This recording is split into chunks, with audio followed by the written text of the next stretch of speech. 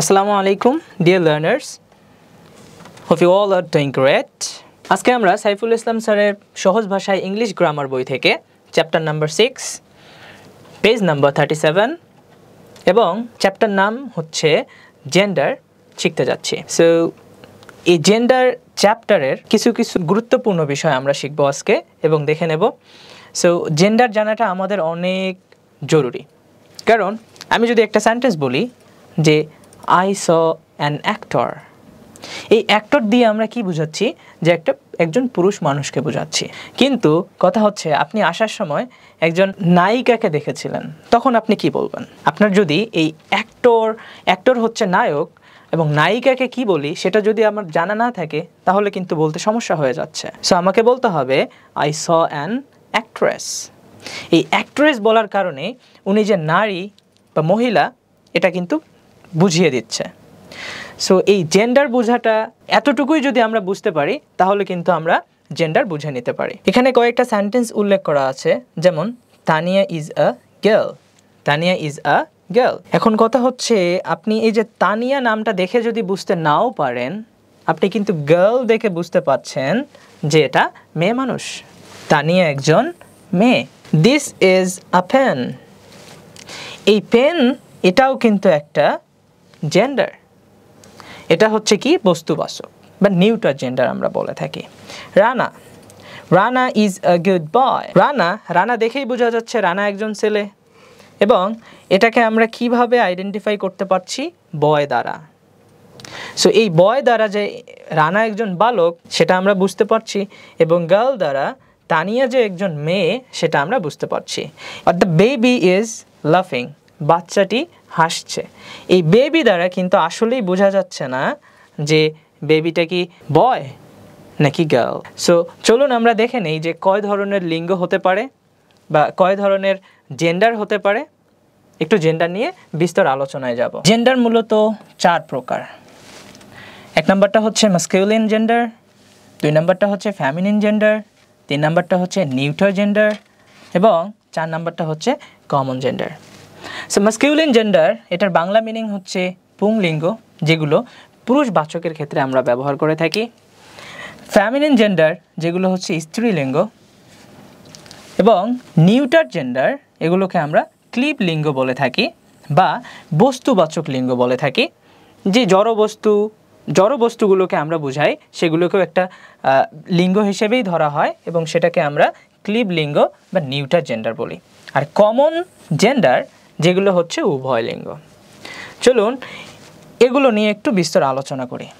Masculine gender, যে noun বা pronoun দ্বারা পুরুষ জাতিকে বোঝায় তাকে মাস্কুলিন জেন্ডার বা পুংলিঙ্গ বলে। যেমন রহিম, করিম, হি, অ্যাক্টর, ফাদার, হাজব্যান্ড, বয়, ব্রাদার, এই সবগুলো দ্বারা কিন্তু আমরা পুরুষ জাতিকেই বোঝাচ্ছি। এবং ফেমিনিন জেন্ডার, যে নাউন বা প্রোনাউন দ্বারা স্ত্রী জাতিকে বোঝায় তাদেরকে আমরা ফেমিনিন জেন্ডার বলি।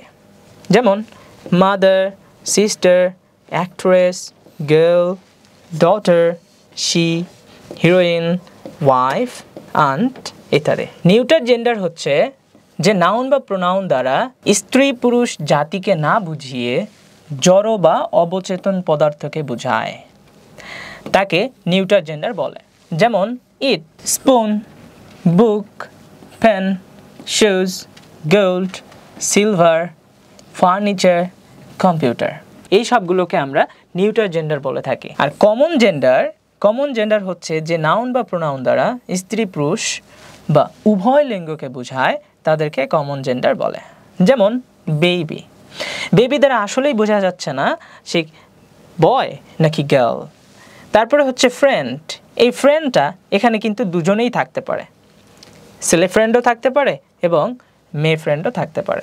অরফান, প্যারেন্টস, এখানে কিন্তু দুজনেই বিদ্যমান। টিচার, এই টিচার কথাটা এটাকে কিন্তু আমরা স্ত্রী বা পুরুষ কোনোভাবেই রূপ দিতে পারি না। যখন আমরা বলবো স্যার এবং ম্যাডাম, তখন কিন্তু আমরা বলতে পারছি। দেই, এখানে কিন্তু হি এবং শি দুজনেই আছে। সো এগুলো হচ্ছে common gender. Sibling, child, student, দেখেন স্টুডেন্টে কিন্তু কি বালকও আছে এবং বালিকাও আছে। এজন্য এগুলোকে আমরা নির্দিষ্ট করে বলতে পারছি না যে বালক নাকি বালিকা। এজন্যই এগুলোর নাম হচ্ছে কমন জেন্ডার। জেন্ডার পরিবর্তনে এখানে অনেকগুলো ওয়ার্ড দেওয়া আছে, যেই ওয়ার্ডগুলো আমাদের দরকারি এবং আমরা কাজে লাগাই বা নিত্য প্রয়োজনীয় হিসেবে ব্যবহার করে থাকি, সেগুলোই আমরা একটু দেখে নেব। যেমন ম্যাসকিউলিন, ম্যাসকিউলিনটা কি আর হচ্ছে ফ্যামিনিনটা কি? ম্যাসকিউলিন হচ্ছে কি পুরুষলিঙ্গ এবং ফ্যামিনিন হচ্ছে স্ত্রীলিঙ্গ। ফাদার, ফাদারের ফ্যামিনিন হচ্ছে কি mother. Brother, sister. Husband, wife. Dog, bitch. Uncle, aunt. Boy, girl, male, female. Bachelor, maid. Actor, actress.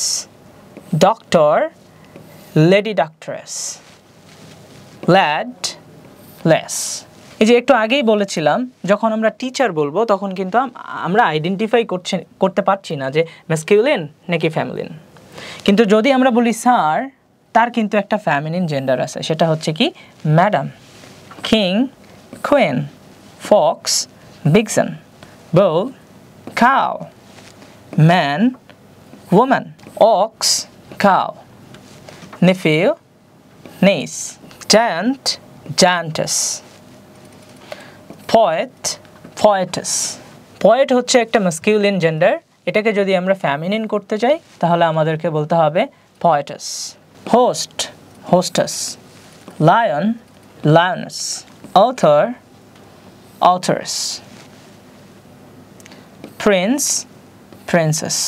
যেমন কিছু কিছু জেন্ডার আছে এর পুরুষবোধক অংশকে ফ্যামিনিন করে তারপর এর জেন্ডারকে পরিবর্তন করতে হয়। এখন যদি বলি সন, তাহলে এই প্রথম যেই পুরুষবাচকটা আছে তাকে আবার প্রথমেই আমাদেরকে কি তৈরি করতে হবে?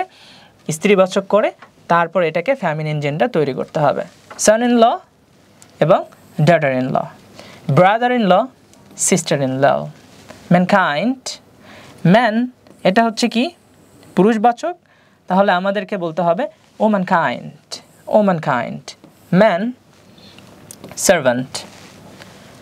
Boy baby, girl baby. শুধু যদি বেবিকে বুঝাই তখন কিন্তু হয়ে যাবে কমন, তার মানে এটা দিয়ে বোঝা যাচ্ছে না যে কি বয় নাকি গার্ল।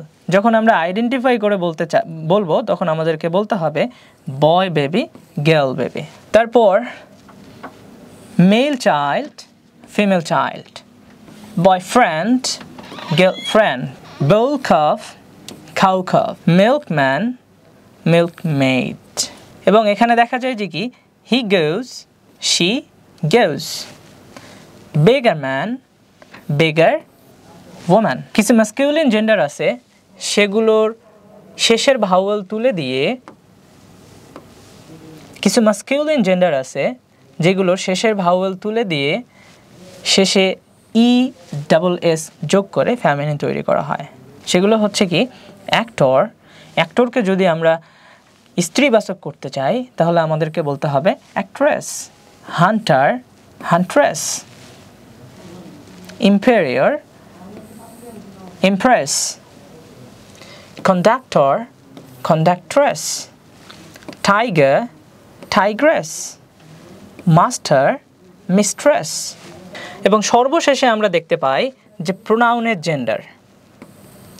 প্রোনাউনের জেন্ডার আমরা কিন্তু কথার মাঝে প্রোনাউন ব্যবহার করে থাকি, নাউন এবং প্রোনাউন। নাউন এবং প্রোনাউনেরে আমরা জেন্ডার করতে পারি। সো এতক্ষণ আমরা নাউনের জেন্ডারগুলো দেখলাম, ম্যাসকিউলিন অ্যান্ড ফেমিনিন। এখন প্রোনাউনের জেন্ডার দেখব। আসলে হি হচ্ছে কি ম্যাসকিউলিন পুরুষবাচক, আর শি হচ্ছে কি স্ত্রীবাচক। হি দিয়ে একজন পুরুষবাচককে বুঝতে পাই, আর শি দিয়ে একজন স্ত্রীবাচককে বোঝা যায়। যেমন হিমের ফেমিনিন হবে কি হার। হিজ, হার অথবা হার্স। হিমসেলফ এটা হয়ে যাবে হারসেলফ। আর নিউটার জেন্ডার যেগুলো দিয়ে আমরা বস্তুবাচক জড় পদার্থকে বুঝাই সেটা হচ্ছে ইট।